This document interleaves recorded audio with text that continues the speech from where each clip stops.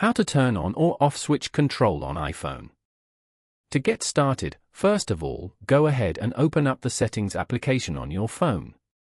Once you're here, scroll down and tap on Accessibility.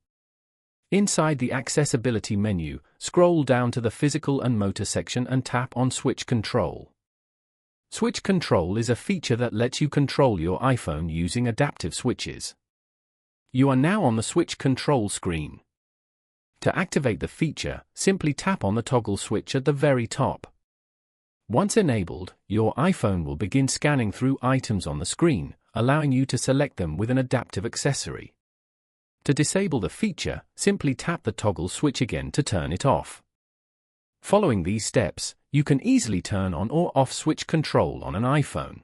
Thank you for watching. Please leave a like if this tutorial helped you, or leave a comment below if you have any questions related to the video.